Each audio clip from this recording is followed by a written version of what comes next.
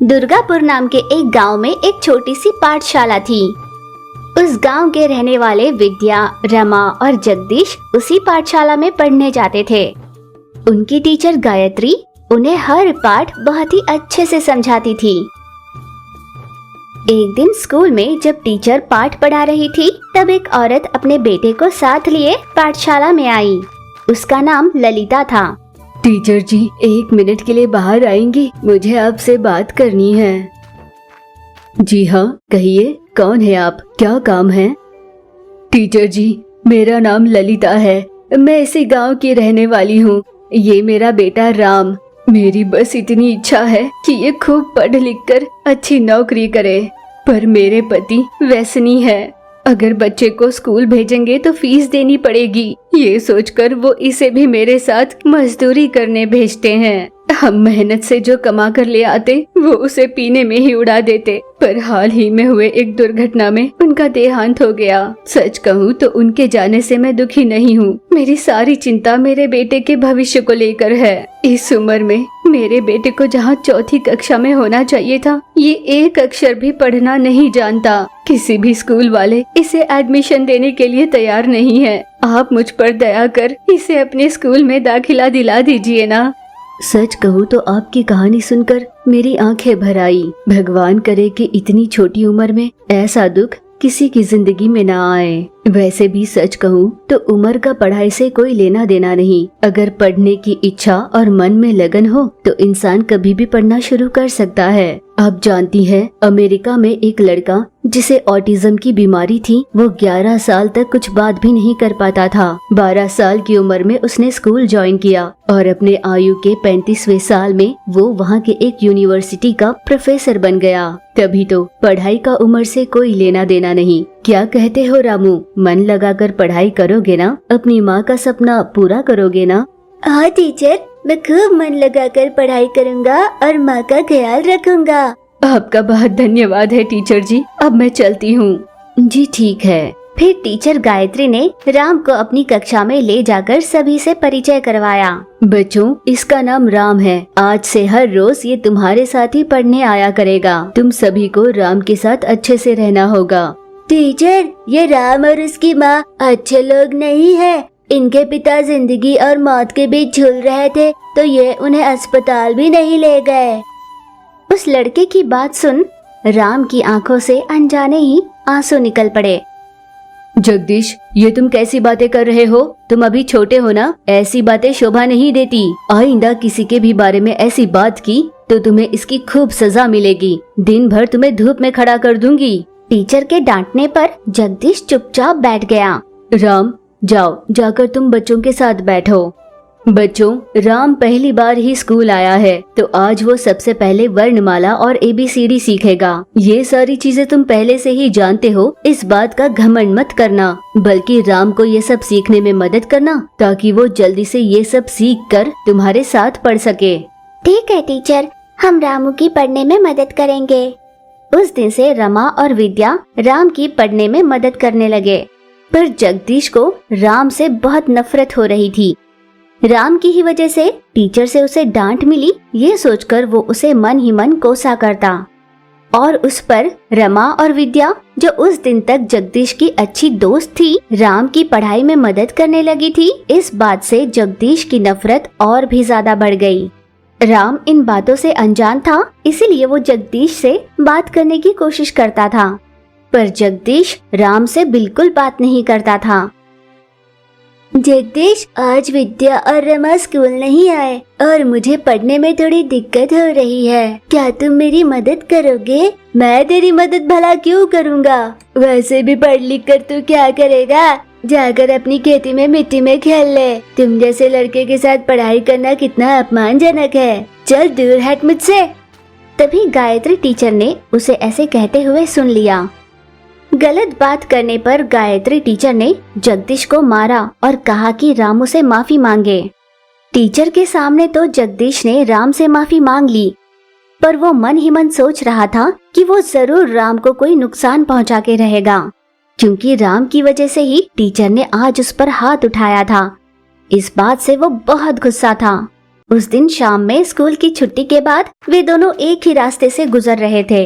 जगदीश ने सोचा कि रास्ते में लगने वाली नदी में वो राम को धक्का देकर गिरा देगा। नदी के किनारे पहुंचकर नीचे गिरने का नाटक करने लगा जगदीश। लग गई रे, पैर में लग गई, मैं उठ नहीं पा रहा, मुझसे चला नहीं जाएगा। उसकी चीखें सुनकर राम तुरंत जगदीश की मदद करने के लिए पहुंचा, पर जैसे ही वो पास आया जगदीश उठकर खड़ा हो गया और राम को नदी में धकेलने के लिए जैसे ही उसने जोर लगाया, गलती से वो खुद ही पानी में गिर गया। चूंकि नदी बहुत गहरी थी, जगदीश उसमें डूबा जा रहा था। तब राम ने अपनी जान की भी परवाह नहीं की और तुरंत नदी में कूदकर जगदीश की जान बचाने चला गया। राम, मैं तो तुम्हें मारने की कोशिश कर रहा था, पर तुमने अपनी जान की परवाह नहीं की और मेरी जान बचाने आ गए। मुझे माफ कर दो राम, आइंदा मुझसे ऐसी गलती कभी नहीं होगी। पर जगदीश, तुम ये बात किसी को पता मत चलने देना, हम दोनों भी इस बात को यहीं भूल जाते हैं। आज के बाद हम दोनों अच्छे दोस्त बनकर रहेंगे। ठीक है राम। उस दिन से राम और जगदीश बहुत अच्छे दोस्त बने। साथ में मिलजुल कर वो खूब मन लगा कर पढ़ते थे। शांतिपुर नाम के गांव में एक बड़ी सी पाठशाला थी। उस पाठशाला में एक ही टीचर हुआ करती थी। वही बच्चों को सारे पाठ पढ़ाती थी। बच्चों के साथ वो बहुत ही हंस बोल कर रहती थी। स्कूल के सभी बच्चे हर रोज अपनी टीचर के लिए घर से कोई न कोई खाने की चीज ला कर दिया करते। वो लाख मना करती, फिर भी जबरदस्ती उसे खाने के लिए देते। शांति टीचर ने उन बच्चों के माता पिता से कई बार कहा था कि अपने बच्चों से कोई चीज भेजे ना, फिर भी वे लोग हमेशा भेजा ही करते। फिर एक दिन उस स्कूल में शोभा नाम की लड़की ने नया दाखिला लिया। शोभा पढ़ाई में बहुत होशियार थी, पर वो हर रोज स्कूल देर से आया करती थी। टीचर ने उससे पूछा, शोभा बताओ, तुम हर रोज देर से क्यों आती हो? टीचर जी, दरअसल हर रोज सुबह मुझे थोड़ा काम होता है, मैं उसे निपटा कर आती हूँ ना, इसलिए देर हो जाती है। देखो बेटा, घर के काम करने के लिए तुम्हारे घर पर माता पिता होंगे ना, तुम समय पर स्कूल आकर मन लगाकर पढ़ाई करो। तुम जैसे होशियार विद्यार्थी पीछे छूटने नहीं चाहिए। तुम हर रोज सुबह की इंग्लिश क्लास मिस कर रही हो। यूँ टीचर ने कहा तो शोभा ने हाँ में जवाब दिया। पर अगले दिन फिर वही हुआ। अगले 2-3 दिनों तक टीचर ने ये नोटिस किया, शोभा समय पे आ ही नहीं रही थी। टीचर को बहुत गुस्सा आया। बताओ, आखिर क्या काम करती हो तुम ऐसा? क्या घर पर कोई बड़े नहीं है काम करने के लिए? तुम पढ़ने के लिए यहाँ आती हो। तुम ये जो कर रही हो सही नहीं है। क्या हुआ, कोई जवाब क्यों नहीं देती? टीचर जी, मैं स्कूल की छुट्टी के बाद आपसे बात करूंगी। मैं आपके आगे हाथ जोड़ती हूँ, तब तक मुझे कुछ मत कहो। अब रो क्यों रही हो? मैंने तुम्हें कुछ कहा? चलो ठीक है, अब पढ़ाई करो। फिर स्कूल की छुट्टी के बाद शोभा टीचर के पास गई। टीचर जी, क्या आप मेरे साथ चलोगे? बस एक बार आप मेरे साथ चलिए। टीचर ने उससे पूछा कि कहाँ चलना है। आप मेरे साथ चलिए, आपको पता चल जाएगा। आपसे विनती करती हूँ टीचर, चलिए ना। शोभा की बात मानकर टीचर उसके साथ उसके घर जाने के लिए तैयार हो गई। शोभा के घर पर 5 वृद्ध लोग थे। उन 5 की ऐसी परिस्थिति थी कि वे अपना काम खुद नहीं कर पाते थे। वे सभी खटिए पर लेटे हुए थे। शोभा, कौन है ये सब और तुम मुझे यहाँ क्यों लेकर आई हो? तभी शोभा की विकलांग माँ लंगड़ती हुई उनके पास आई।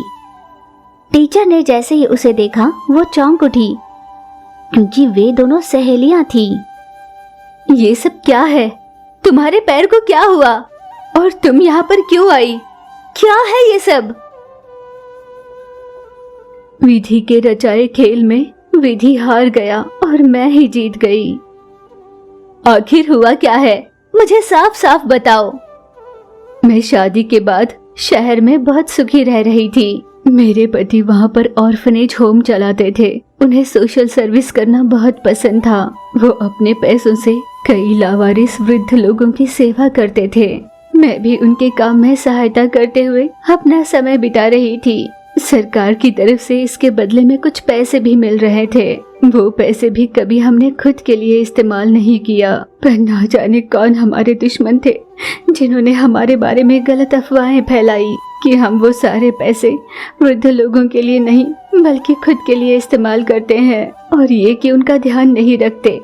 ऐसी कई बातें फैलाई। इस बात पर बहुत बड़ा तमाशा भी हुआ। हमारे पास जितने भी वृद्ध थे उन सभी को किसी और ऑर्गेनाइजेशन में भेजा गया। समाचार और अखबारों में मेरे पति के खिलाफ बहुत कुछ कहा गया। इन सभी इल्जामों को मेरे पति बर्दाश्त नहीं कर पाए और उन्होंने आत्महत्या कर ली। पर मेरे पति के मरने के बाद ही सबको सच्चाई का पता चला।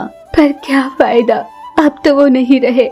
देखो, ये 5 वृद्ध हैं जो हमें छोड़कर नहीं जाना चाहते। तब से ये सभी हमारे साथ ही रहते हैं। पता नहीं क्यों जहाँ पर मेरे पति का देहांत हुआ वो जगह मुझे श्मशान जैसी लगती है।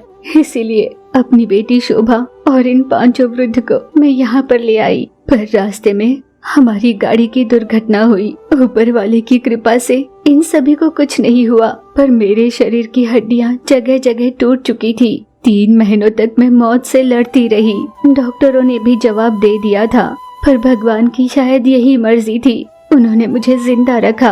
ना जाने क्या वजह थी। ये सभी तो अपने परिवार से दूर हो चुके थे, पर शायद भगवान नहीं चाहते थे कि मैं इनसे दूर हो जाऊं। इसीलिए भगवान ने मुझे बचा कर रखा। पर मैंने अपनी टांग खो दी। इनमें से कोई भी अपना काम नहीं कर सकता। सभी इतने वृद्ध जो हैं। इसीलिए मेरी बेटी को ही हर रोज उन्हें नहलाना पड़ता है। उन सभी को खाना खिलाकर ही वो स्कूल आती है। वो हमेशा तुम्हारे बारे में कहती रहती है कि टीचर बहुत अच्छी है। इसलिए मैंने इसे कहा कि एक बार अपनी टीचर को घर लेकर आना। उनकी कहानी को सुन शांता बहुत दुखी हुई। कुछ देर बात करने के बाद वो अपने घर लौट गई। उसके अगले ही दिन से शांता टीचर ने स्कूल के टाइमिंग्स को ही बदल दिया। शोभा को अनुकूल हो इस तरह से उन्होंने स्कूल के टाइमिंग्स रखे। ये बात जानकर शोभा बहुत खुश हो गई। तुम जैसी नेक दिल वाली लड़की को खूब पढ़ लिख कर केवल अपना नहीं, अपने गांव का, इस स्कूल का और अपने माता पिता का नाम ऊंचा करना चाहिए। तुम खूब मन लगाकर पढ़ोगी ना? हाँ टीचर, मैं खूब मन लगाकर पढ़ूंगी और इस गांव का, इस स्कूल का, मेरे माता पिता का और आपका नाम रोशन करूंगी। यूं खुश होकर शोभा ने कहा तो उसके वादे को सुन टीचर भी बहुत खुश हो गई। वो बहुत मन लगाकर पढ़ाई करने लगी।